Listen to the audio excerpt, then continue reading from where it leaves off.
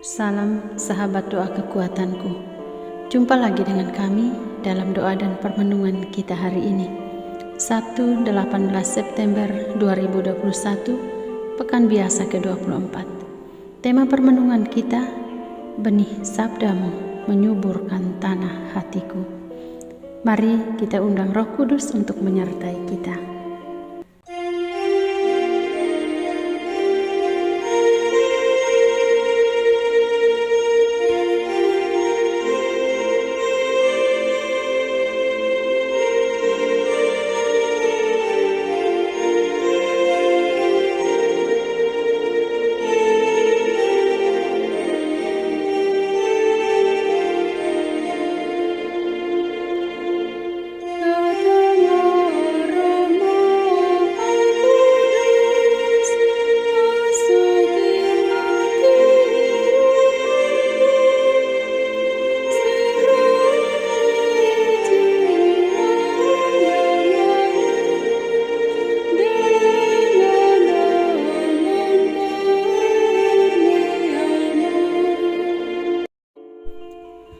Dalam nama Bapa dan Putra dan Roh Kudus. Amin. Utuslah Roh-Mu ya Tuhan, maka semuanya akan diciptakan lagi, dan Engkau akan membaharui muka bumi. Datanglah ya Roh Kudus, kobarkanlah hati kami dengan api ilahi-Mu. Dengan rendah hati kami mau mendengarkan sabda Yesus Sang Putra. Ubahlah hidup kami melalui sabdanya yang kami renungkan hari ini. Amin. Sapaan Tuhan hari ini dari Injil Lukas bab 8 ayat 4 sampai dengan 15. Perumpamaan tentang seorang penabur.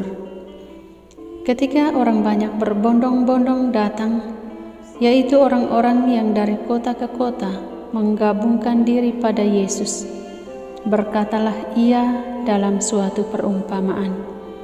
Adalah seorang penabur keluar untuk menaburkan benihnya. Pada waktu ia menabur, sebagian benih itu jatuh di pinggir jalan, lalu diinjak orang, dan burung-burung di udara memakannya sampai habis. Sebagian jatuh di tanah yang berbatu-batu, dan setelah tumbuh, ia menjadi kering karena tidak mendapat air. Sebagian lagi jatuh di tengah semak duri, dan semak itu tumbuh bersama-sama dan menghimpitnya sampai mati. Dan sebagian jatuh di tanah yang baik, dan setelah tumbuh berbuah 100 kali lipat. Setelah berkata demikian, Yesus berseru, "Siapa mempunyai telinga untuk mendengar, hendaklah ia mendengar." Murid-muridnya bertanya kepadanya, "Apa maksud perumpamaan itu?" Lalu ia menjawab, "Kepadamu diberi karunia untuk mengetahui rahasia kerajaan Allah, tetapi kepada orang-orang lain hal itu diberitakan dalam perumpamaan, supaya sekalipun memandang mereka tidak melihat, dan sekalipun mendengar, mereka tidak mengerti." Inilah arti perumpamaan itu. Benih itu ialah firman Allah. Yang jatuh di pinggir jalan itu ialah orang yang telah mendengarnya. Kemudian datanglah iblis, lalu mengambil firman itu dari dalam hatinya, supaya mereka jangan percaya dan diselamatkan. Yang jatuh di tanah yang berbatu-batu itu ialah orang yang setelah mendengar firman itu, menerimanya dengan gembira, tetapi mereka itu tidak berakar. Mereka percaya sebentar saja, dan dalam masa pencobaan mereka murtad. Yang jatuh dalam semak duri ialah orang yang telah mendengar firman itu, dan dalam pertumbuhan selanjutnya mereka terhimpit oleh kekhawatiran dan kekayaan dan kenikmatan hidup, sehingga mereka tidak menghasilkan buah yang matang. Yang jatuh di tanah yang baik ialah orang yang setelah mendengar firman itu menyimpannya dalam hati yang baik dan mengeluarkan buah dalam ketekunan. Demikianlah Injil Tuhan. Terpujilah Kristus. Benih sabdamu menyuburkan tanah hatiku. Sahabat-sahabatku yang terkasih, kita selalu diajak untuk mendengarkan sabda Tuhan sebagai penuntun hidup kita. Kita sendiri pun mengupayakannya sehingga hidup kita tidak dipenuhi hal-hal duniawi. Sabda Tuhan hadir untuk semua orang. Yang menjadi pertanyaannya untuk kita, setelah mendengarkan sabdanya, apakah kita mau memupuk tanah hati kita?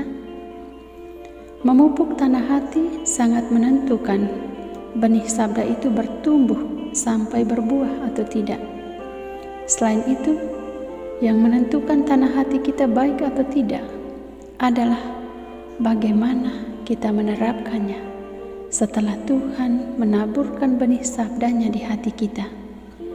Jika benih dan pupuk hati kita memiliki jaminan kualitas, kita tidak bisa hanya diam saja.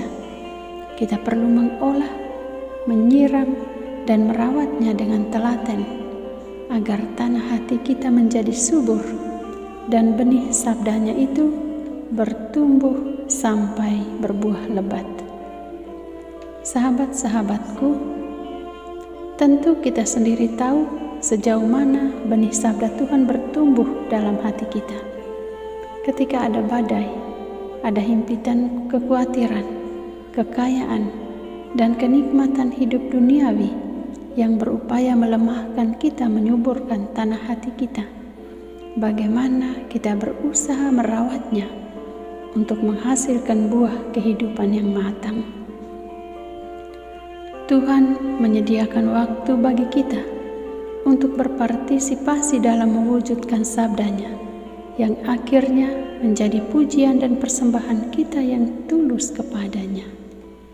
Sahabatku, pengetahuan yang tinggi tentang agama bukanlah pengabdian, tetapi berpartisipasi menyuburkan benih sabdanya demi cinta kepada Tuhan dan sesama adalah buah yang paling lebat dari pohon kehidupan. Jika kita sampai pada tahap ini, itu artinya sabda Tuhan telah bertumbuh subur di hati kita. Tuhan memberkati. Marilah kita menyampaikan permohonan-permohonan kita.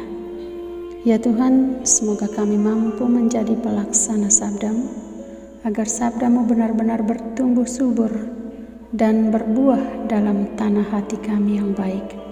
Marilah kita mohon, kabulkanlah doa kami ya Tuhan. Ya Tuhan, sempurnakanlah tanah hati kami dengan pupuk sabda-Mu, agar kami berguna bagi orang lain dan diri kami sendiri. Marilah kita mohon, kabulkanlah doa kami ya Tuhan. Ya Tuhan, sembuhkanlah yang sakit, kuatkanlah yang lemah, hiburlah yang berduka. Bawalah jiwa orang beriman yang telah meninggal menikmati sukacita surgawi. Marilah kita mohon, kabulkanlah doa kami ya Tuhan. Tolonglah yang sedang mencari pekerjaan. Semoga mereka menemukan pekerjaan yang halal untuk masa depan dan keluarga mereka. Marilah kita mohon, kabulkanlah doa kami ya Tuhan. Kami menyampaikan permohonan pribadi dan keluarga kami.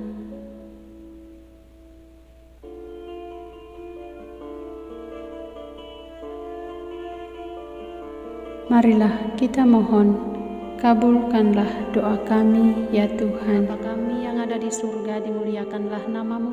Datanglah kerajaan-Mu, jadilah kehendak-Mu di atas bumi seperti di dalam surga.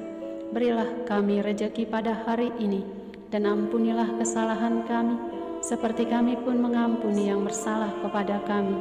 Dan janganlah masukkan kami ke dalam pencobaan, tetapi bebaskanlah kami dari yang jahat. Amin. Salam Maria, penuh rahmat, Tuhan sertamu.